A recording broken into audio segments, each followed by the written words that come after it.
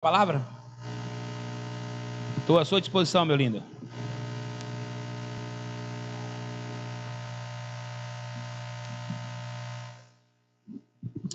Abra sua Bíblia no livro de Filipenses. Até aí eu viajo, mas eu ainda vou ficar pregando Filipenses aí por muito e muito tempo. Então, nós vamos falar sobre Filipenses hoje, encerrando o capítulo 1. Hoje nós vamos encerrar o capítulo 1 de Filipenses. E o tema da mensagem de agora de noite é integridade. A integridade da fé.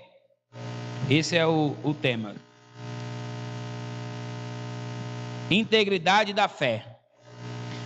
Filipenses, capítulo 1, a partir do versículo 27, nós vamos falar do 27 até o 30, que é o último capítulo, último versículo.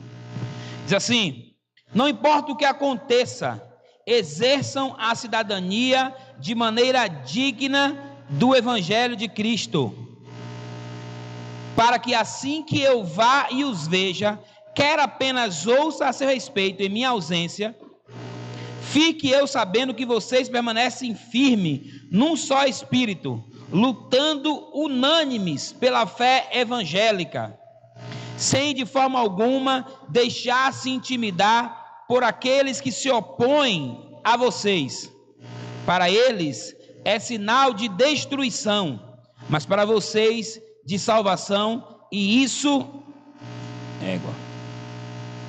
a gente botou o ventilador aqui, mas o ventilador está ajudando, está fresco. Mas por outro lado, ele balança minhas páginas.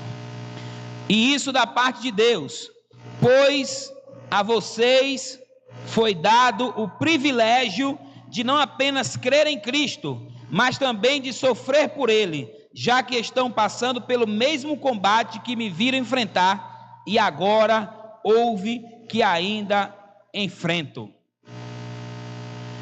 Do versículo 1 até o versículo 16, se eu não me engano, 15, posso estar errado aqui, nós falamos sobre koinonia. Nós olhamos e observamos Paulo falando sobre comunhão, guardar as pessoas no coração, na mente e nas orações. A partir do versículo 13, se eu não me engano, até o 26, falei semana passada sobre a importância de viver da fé, sobre a importância de morrermos ou de entendermos o que é morrer para o mundo, o que é a vontade de Paulo de o viver é lucro, o morrer é lucro e o viver é Cristo.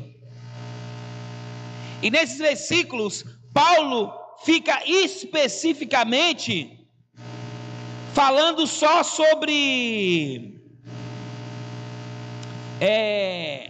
ele.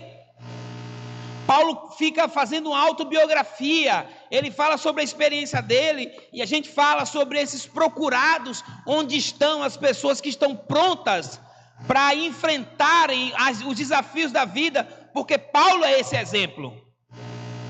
Paulo é o exemplo de alguém que enfrentou os problemas da vida, e ele fala sobre ele, sobre como ele venceu isso.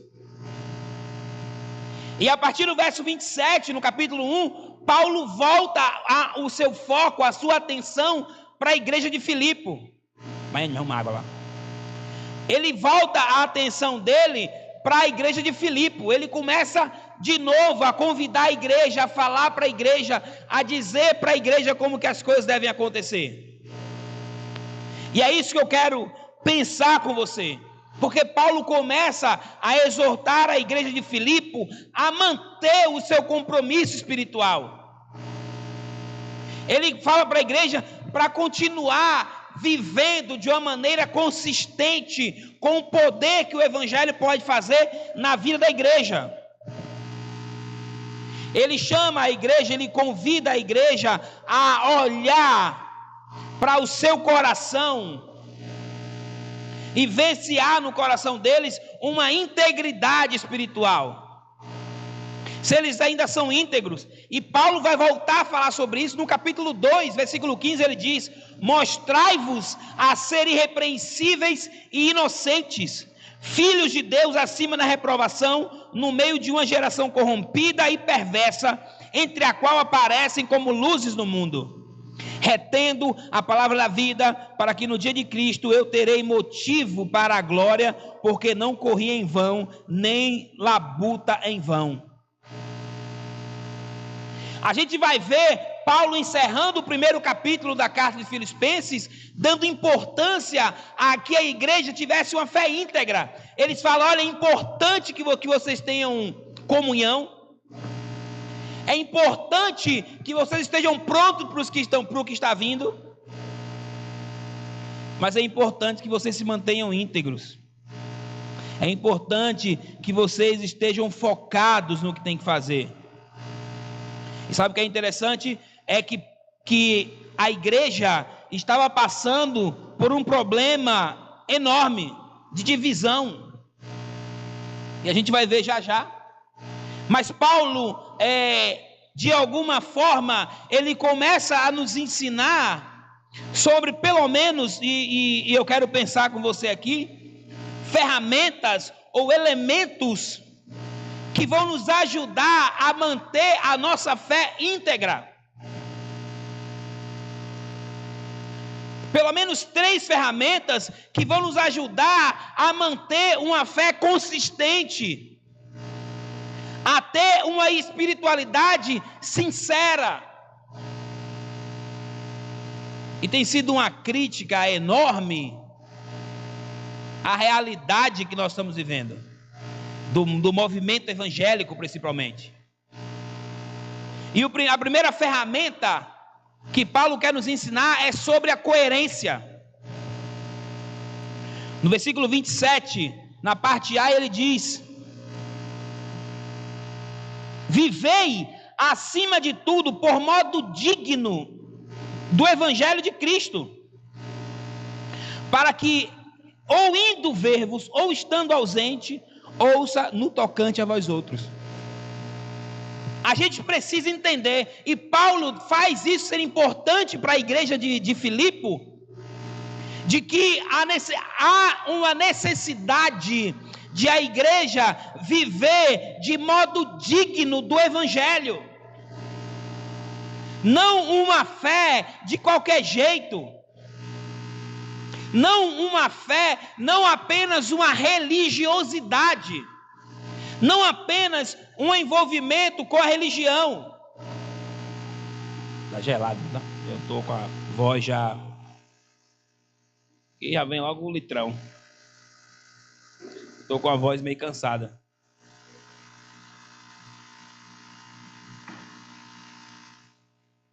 Paulo vai dizer para a igreja de Filipe que a teologia precisa produzir vida. Paulo vai dizer: olha, vocês precisam viver de maneira digna com o evangelho de Cristo. O que vocês acreditam tem que produzir uma vida sincera em vocês. A doutrina, aquilo que vocês acreditam, precisa tomar um rumo para uma ética. E ética é um respeito ao conjunto de valores e princípios a partir dos quais um determinado indivíduo determina sua conduta social. Essa é a definição de ética. O que é ética? É aquilo que determina a forma como esse indivíduo vai se comportar, os princípios e valores que ele tem para a vida dele, e os princípios e valores da nossa vida são os princípios bíblicos. A nossa teologia, aquilo que nós acreditamos, as doutrinas que nós tanto batemos em cima, precisa seguir um caminho para que haja uma ética, com princípios e valores cristãos, mas que haja coerência entre o que diz e o que se vive. E Paulo diz: mesmo que eu não esteja aí, vocês não podem só viver o correto quando eu estou presente. E o Evangelho vai estabelecer essa ética em nossa vida. Os crentes de Filipe deveriam viver como pessoas convertidas. E deveriam viver como pessoas convertidas, tanto dentro da igreja, quanto fora da igreja. Falava isso ontem com a mocidade. Qual é o seu clã? Qual é a sua tribo? Qual é o seu grupo? Porque Jesus tinha um monte de seguidores, mas apenas 12 foram chamados de discípulos. Apesar de que acredito que no meio da multidão tinha outros discípulos, mas nem todo mundo queria se envolver com Jesus. Tinha gente que até gostava, tinha gente que até amava as palavras de Jesus, era bonito ouvir as palavras de Jesus, era bonito ouvir as pregações de Jesus, mas não queriam seguir do jeito de Jesus. A Bíblia diz que Pedro, quando vê Jesus falando, tá certo, eu estou assistindo ela aqui, tá certo. A Bíblia diz que Pedro, quando vê Jesus sendo preso, ele olha de longe, ele vai aqui e fala assim, ó, olha, estão tentando matar Jesus, mas não queria se envolver. André, quando Jesus diz, siga-me, ele larga as redes e segue Jesus. Havia coerência entre aquilo que acreditava, aquilo que dizia e aquilo que fazia. Não importa se é dentro da igreja ou não, a gente vive um movimento protestante vergonhoso. Tivemos agora o feriado do Dia do Evangélico, e eu confesso a minha dificuldade em festejar Dia do Evangélico. Porque quando a gente olha a qualidade da igreja evangélica, 40 milhões de evangélicos. Eu sempre falo isso sobre o nosso bairro. Só na Ari Osvaldo são 9 ou 10 igrejas. Só na Ari Osvaldo, fora nas bocadinhas de ponte. E olha a situação que nós moramos. Olha a qualidade dos líderes evangélicos que nós temos no nosso bairro, porque nós conhecemos todos eles, vivemos uma vida extremamente comunitária. É o pastor que engravida o deficiente mental, é o outro pastor que é pego no Curiaú tomando cachaça, é o dirigente de igreja que engravida Deus e o mundo. São líderes, e depois você quer comemorar Dia do Evangélico, e eu penso, meu Deus, nós precisamos pensar no que Paulo diz sobre coerência. E Paulo fala sobre coerência, e eu vou até citar já no próximo ponto, deixa para lá. A fé que nós abraçamos, aquilo que nós acreditamos, necessita moldar o nosso caráter, e não apenas a nossa conduta religiosa. Nós queremos falar como crente, queremos se vestir como crente, queremos ir em lugares que só crente vai, mas não nos comportamos como cristãos. Continuamos dando todo o jeito possível para se dar bem na vida.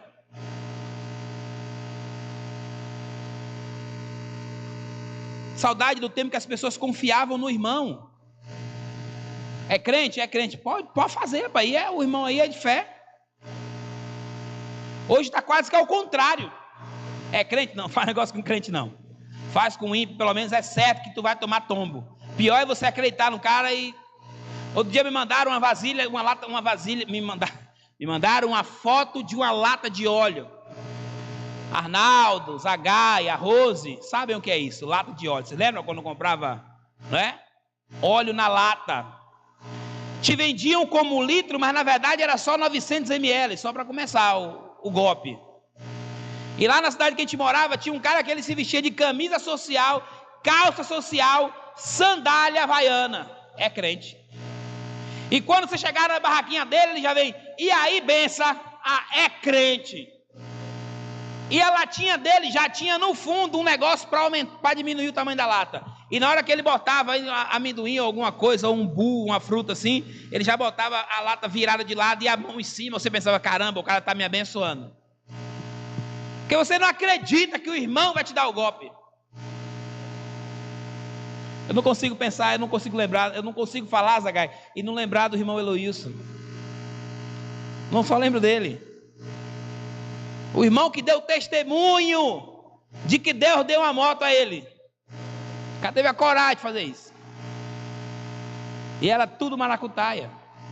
Ainda coloca em Deus.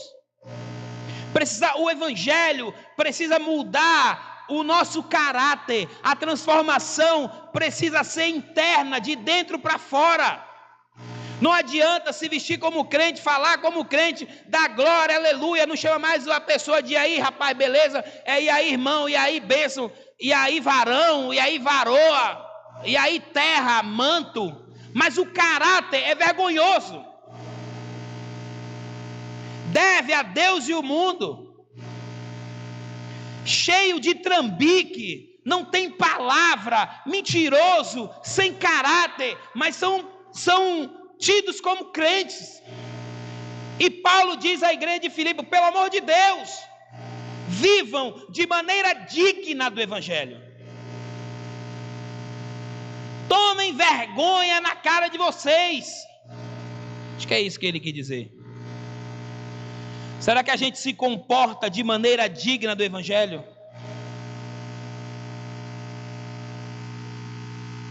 A Bíblia fala de 5 evangelhos: Mateus, Marcos, Lucas, João e você.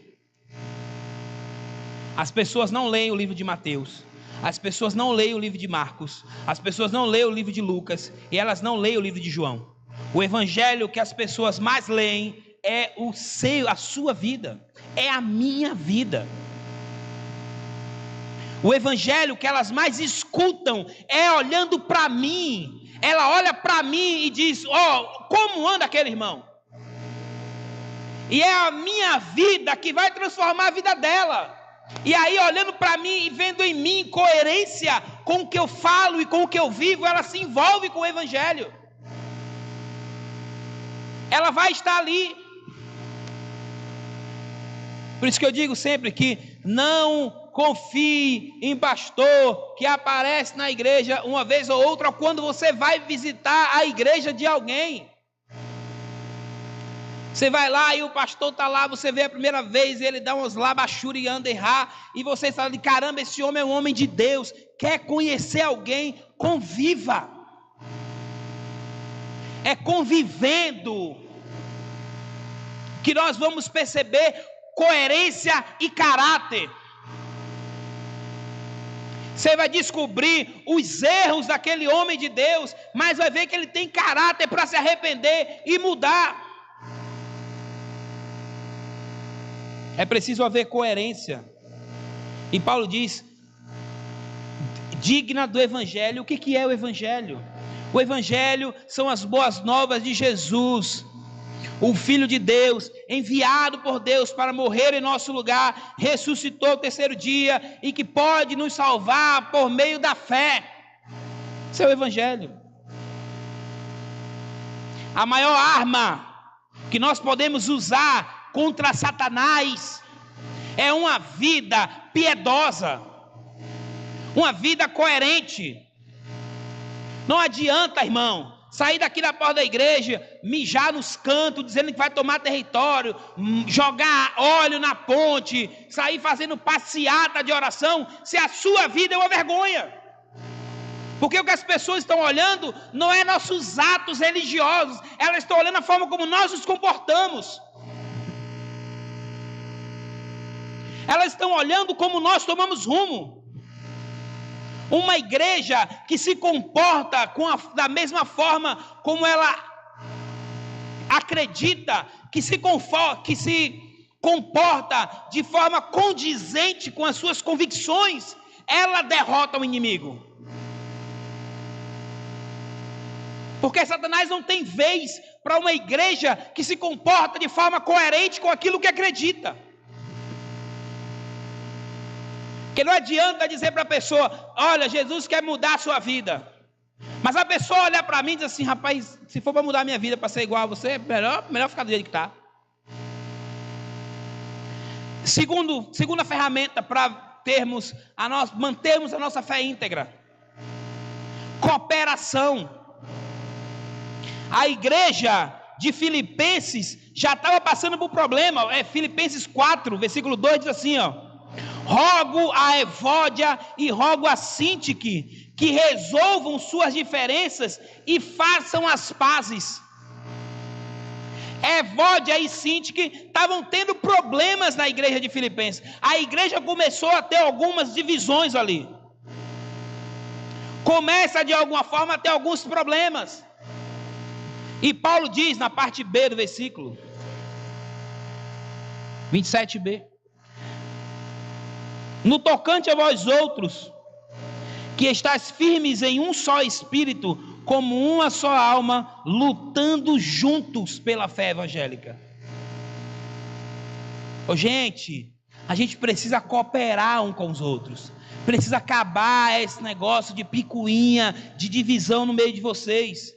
Muitos irmãos fraquejam, terminam perdendo a fé, baixam suas armas e abandonam o combate na hora da tribulação, porque não aguentam, porque às vezes estão só, porque se perdem, porque tem um tentando brigar com o outro com um, e é uma guerra enorme, e termina o irmão fraquejando.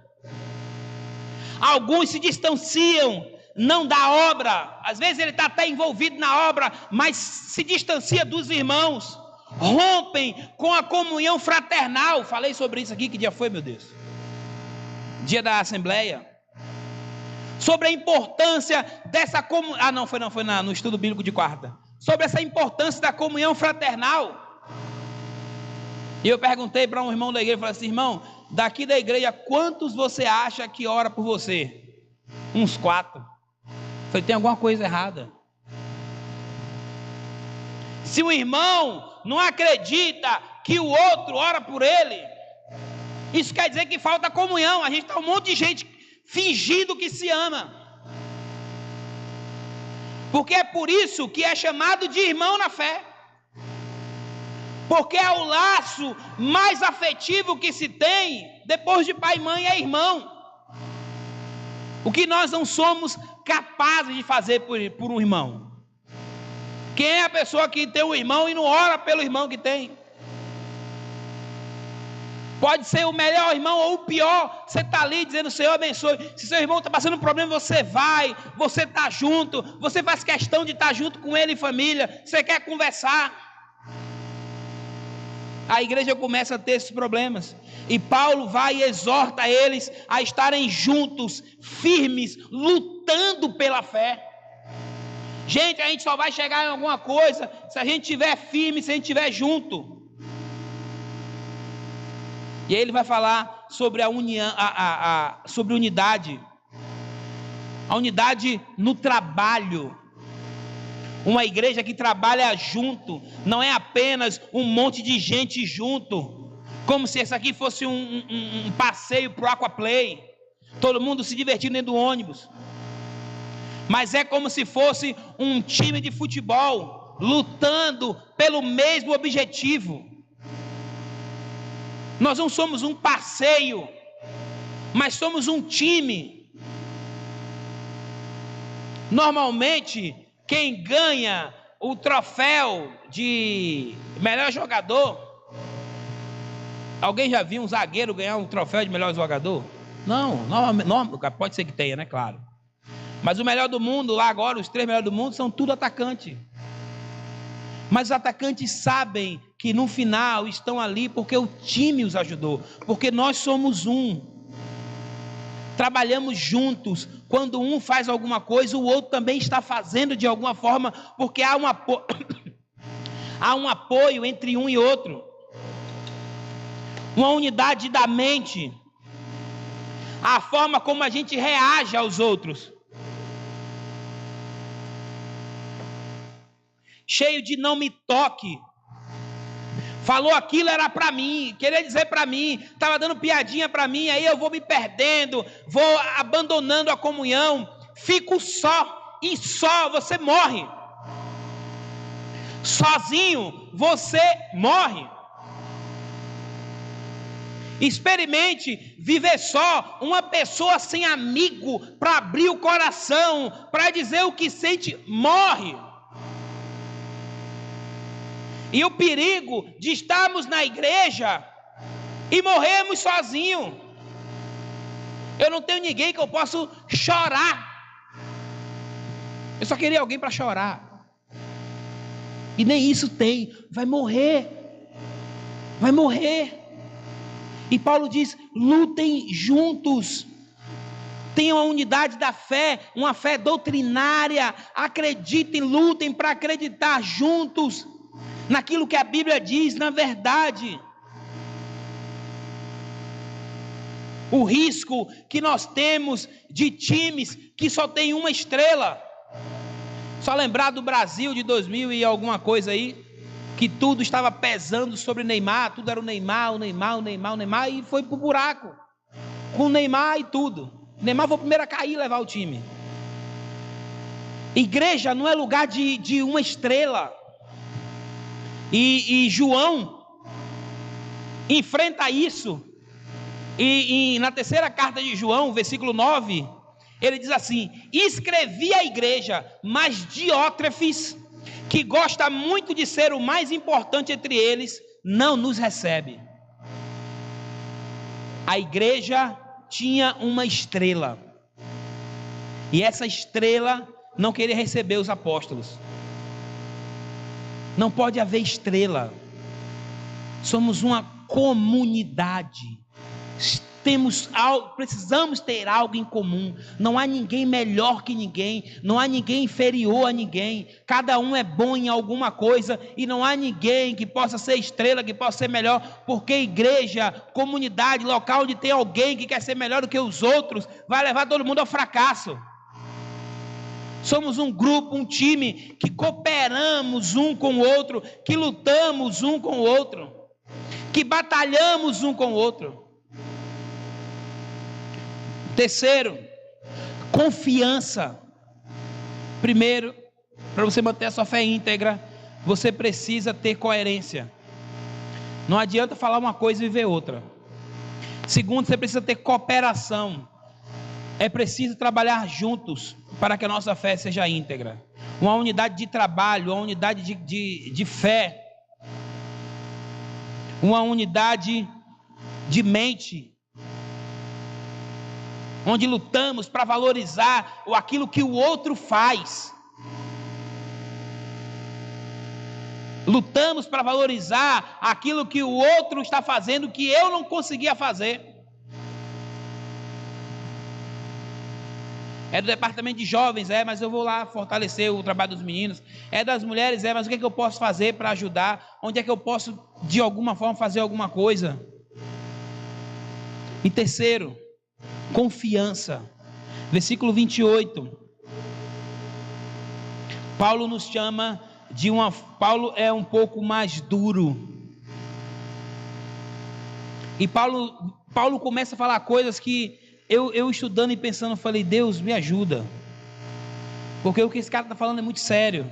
Versículo 28 diz assim: e que nada estáis intimidados pelos adversários, pois o que é para eles prova e evidência de perdição, é para vós outros de salvação, e isto da parte de Deus. Porque vos foi concedida a graça de padecertes por Cristo, e não somente de crerdes nele, pois tendes o mesmo combate que vistes em mim, e ainda agora ouvistes o que é meu. A carta, Filipe era uma província de Roma. O povo romano era um povo extremamente patriota. Patriota no sentido que nós estamos falando aqui dos patriotas que apareceram aí nos últimos dias, defendendo o Brasil. E por isso que Paulo vai dizer: vivam de maneira digna. Da mesma forma que vocês defendem Roma de todo jeito, não como uma imposição do imperador, mas vocês amam a cidade que vocês amam, vivam de maneira digna.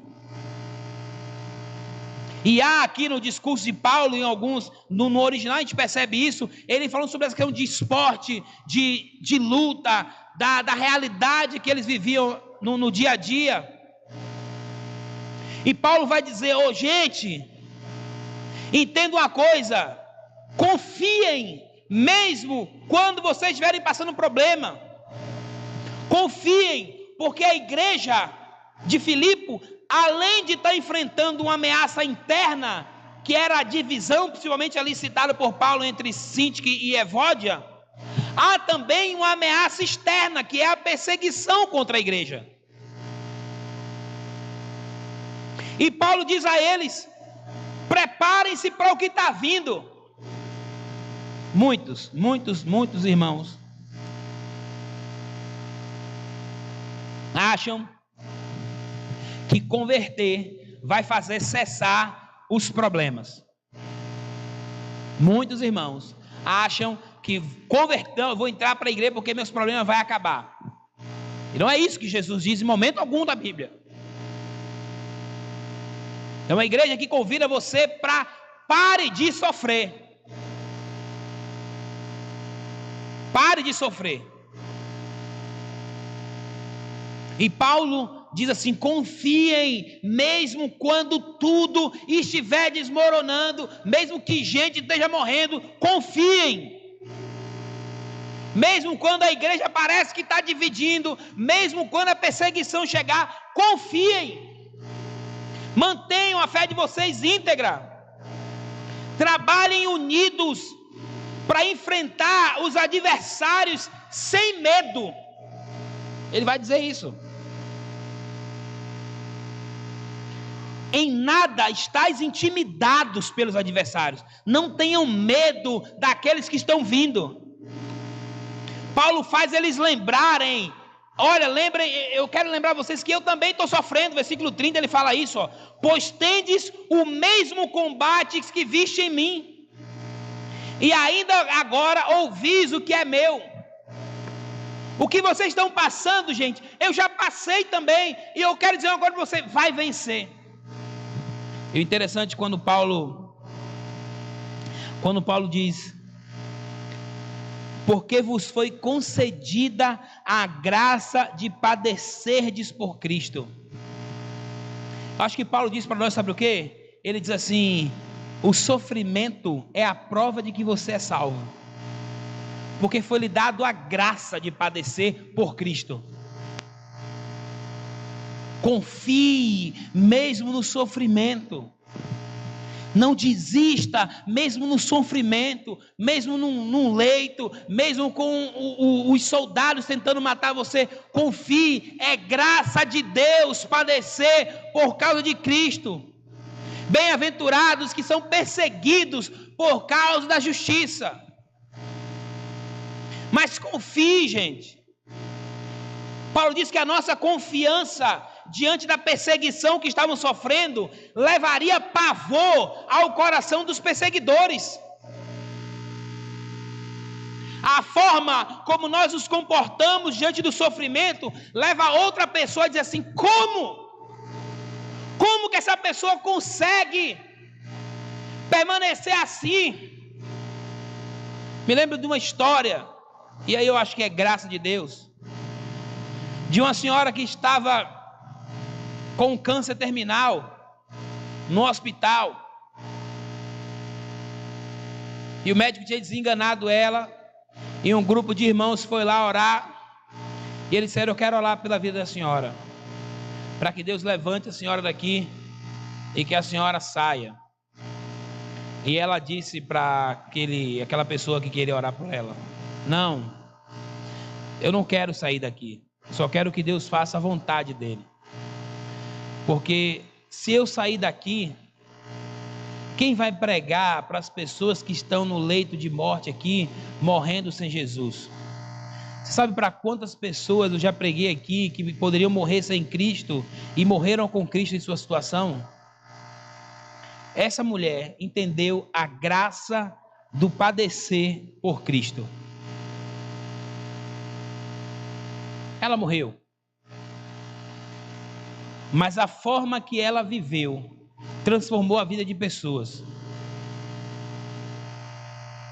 A forma como ela soube lidar com o sofrimento dela fez outra pessoa tentar entender: rapaz, ela confia em alguém que eu não consigo nem enxergar. Ela entendeu a graça do padecer. A nossa confiança, Paulo diz, porque... Não, antes. Pois o que para eles é prova de perdição, versículo 28, é para vós de salvação. E isto, da parte de Deus, o que para eles estão achando que é derrota, para você é vitória. Porque vem da parte de Deus. Esse sofrimento foi Deus, ou é Deus usando a sua vida.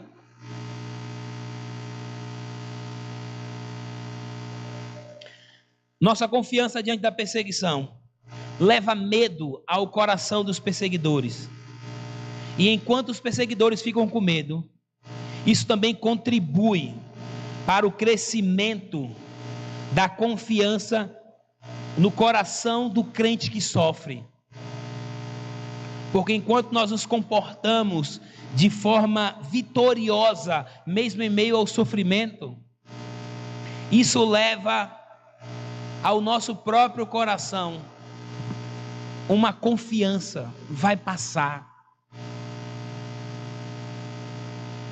E é por isso que Paulo vai dizer em Filipenses 1:12, aquilo que deveria acontecer, a perseguição teve efeito contrário, gente.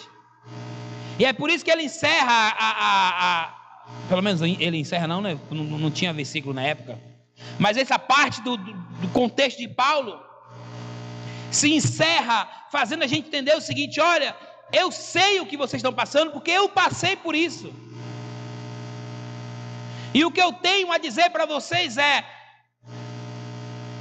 agradeçam a Deus por fazerem parte desse sofrimento.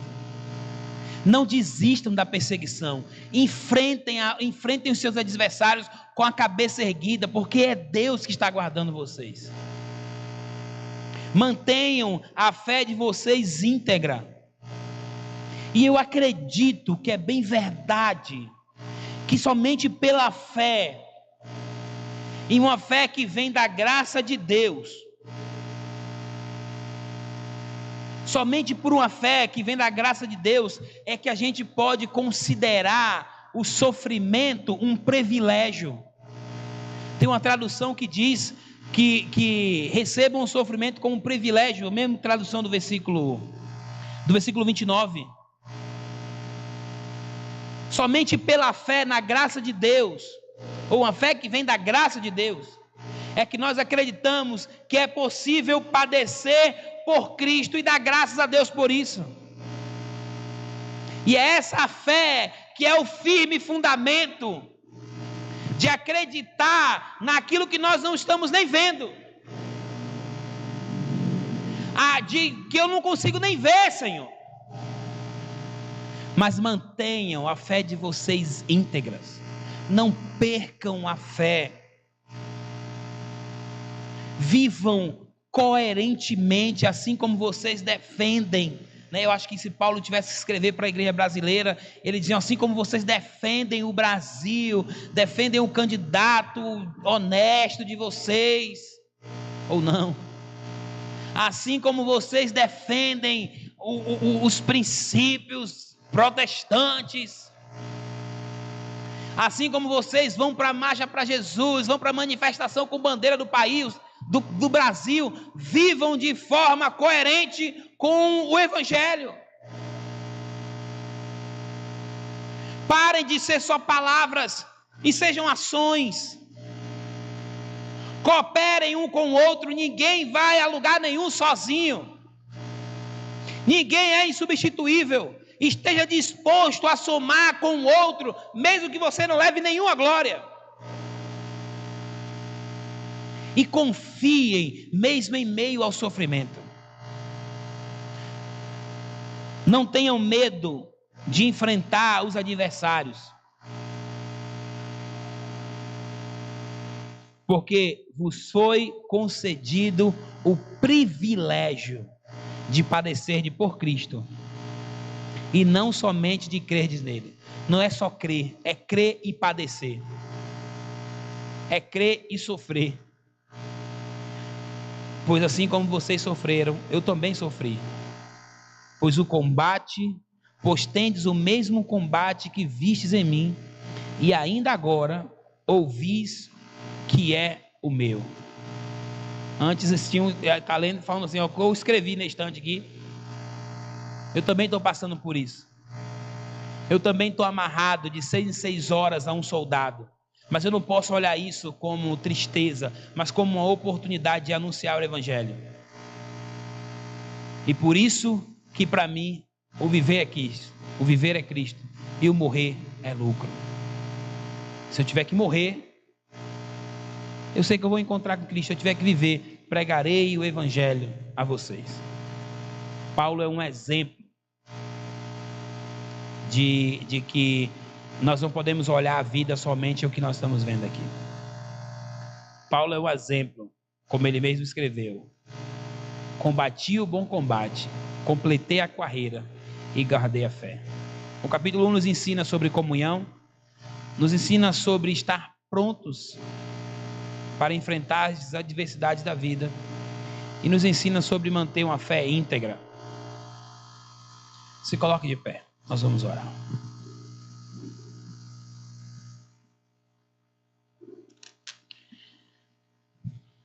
Como está a sua vida e a sua relação com Deus? Como está a sua fé?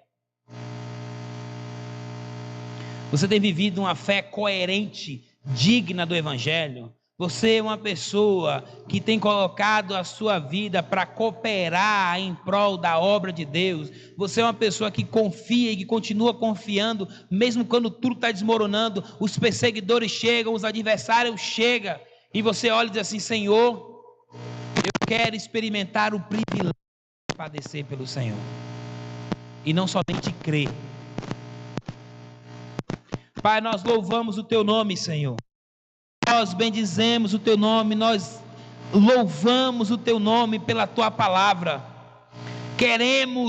Necessitamos viver uma fé, não somente uma fé religiosa, de experiências religiosas, de compromisso com instituições, mas uma fé comprometida com o Senhor. Uma fé comprometida com a Tua palavra, com coerência naquilo que nós dizemos e naquilo que nós fazemos, não apenas palavras bonitas, não apenas jargões espirituais, mas uma fé coerente de caráter, de mudança de vida, de transformação. Deus, em nome de Jesus, não permita que haja nosso coração esteja insensível a uma vida, uma ética cristã, uma vida baseada no Teu Evangelho. Deus, em nome de Jesus, nos faça olhar o corpo do Senhor como oportunidade de trabalhar, de ter uma mente transformada, uma fé única, de vivermos um com os outros, trabalhando pela obra do Senhor, trabalhando pela vontade do Senhor, não criando problemas, não sendo pedra de tropeço para os irmãos. E nos ajude, Senhor, a termos uma confiança no Senhor. Nos ajude a termos uma confiança, mesmo quando tudo está desmoronando, mesmo quando os adversários vêm, que nós possamos enfrentar as lutas com cabeça erguida, confiante no Senhor, lutando com o nosso interior. Deus, em nome de Jesus, queremos combater o bom combate como Paulo, viver em nós o privilégio de padecer pelo Senhor, o privilégio de sofrer pelo Senhor. Nos ajude a colocar nossa confiança em Ti.